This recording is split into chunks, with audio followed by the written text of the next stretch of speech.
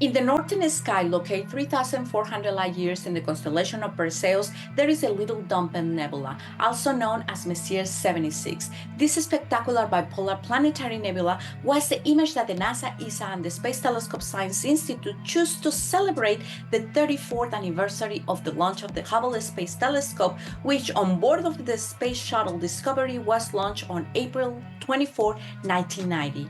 Objects like M76 were called planetary nebula due to their shape and how they look when observed in the early telescopes. Sometimes they look like if these had a disk with a bright star in the center, evoking the image of our solar system when seen from afar. The bright object at the center is indeed a star, a white dwarf star. This is the remnant of the star that when young must have been between 1 to 8 solar masses.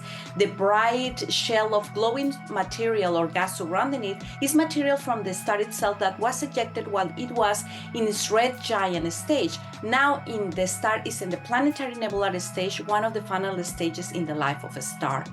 The shapes we observe depend on the direction we observe them and also on the environment where the star evolves. Messier 76 looks like any planetary nebula with two lobes expanding in opposite directions, but it also has a central bar-like shape, which is actually a ring around the central star that when seen at an angle looks like a bar. In the orientation of this image, the long axis crossing this central bar is almost in the northeast-southwest direction. Astronomers believe that the ring was probably sculpted by the effects of a binary companion star, where the ejected gas and dust from the now central star created a thick disk of dust and gas along the plane of the companion's orbit.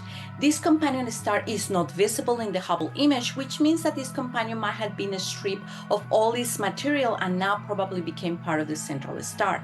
The entire nebula is expected to vanish in about 15,000 years. M76 was observed in the early years of Hubble with the Wide-Field Planetary Camera 2, and now for its 34th anniversary, the powerful Wide-Field Camera 3 took another snapshot in the visible light to further understand the distribution and evolutionary state of these and other planetary nebulas. After 34 years of service, Hubble is still one of the most productive science observatories.